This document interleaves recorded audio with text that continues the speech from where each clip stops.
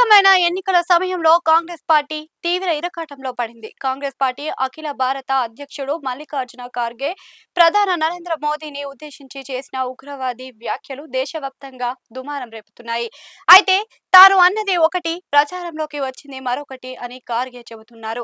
కానీ ఇప్పటికే జరగాల్సిన నష్టం జరిగిపోతుంది కాంగ్రెస్ పార్టీ నాయకులు చెబుతున్నారు. తమిళనాడు ఎన్నికల ప్రచారంలో చివరి రోజు మంగళవారం ఖార్గే మాట్లాడుతూ ప్రధానిని ఉగ్రవాదితో పోల్చారు. ఒకప్పుడు మోదీని వ్యతిరేకించిన అన్నా డీఎంకే అంటే జయలలిత పార్టీ ఇప్పుడు అదే ఉగ్రవాదితో ఎలా చేతులు కలుపుతుంది అని ఎన్నికల ప్రచారంలో ఖార్గే నిలదీశారు. ఈ వ్యాఖ్యలు తీవ్ర స్థాయిలో రాజకీయ దుమారం రేపాయి. అసలే అవకాశం కోసం ఎదురు చూస్తున్న బీజేపీ ఈ వ్యాఖ్యలను తనకు అనుకూలంగా మార్చుకుంది.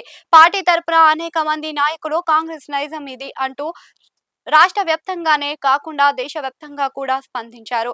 ఉగ్రవాదులను హతమారిస్తే కన్నీరు పెట్టిన పార్టీ అంటూ కాంగ్రెస్ పై కేంద్ర మంత్రి, తెలంగాణకు చెందిన బండి సంజయ్ దుయ్యబట్టారు. కాంగ్రెస్ కు ఓటమి భయం కాంగ్రెస్ కు తమిళనాడులో ఓటమి భయం పట్టుకుంది అని పలువురు బీజేపీ నాయకులు దుయ్యబట్టారు. ఈ క్రమంలోనే మోడీ టెర్రరిస్ట్ అంటూ వ్యాఖ్యానించారని ఖార్గే అంతటి నాయకుడే ఇలా అంటే ఇక కాంగ్రెస్ పరిస్థితి ఏంటో అర్థమైంది అని అంటున్నారు. పార్టీ ఓటమిని జీర్ణించుకునే స్థాయిలో లేని నాయకులు మోడీని లక్ష్యంగా చేసుకున్నారు అని దుయ్యబట్టారు. ఇది తగదని ఖార్గే తక్షణమే క్షమాపణలు చెప్పాలని డిమాండ్ చేశారు. కాగా తన వ్యాఖ్యలు దుమారం రేపుతున్న నేపథ్యంలో ఖార్గే స్పందించారు.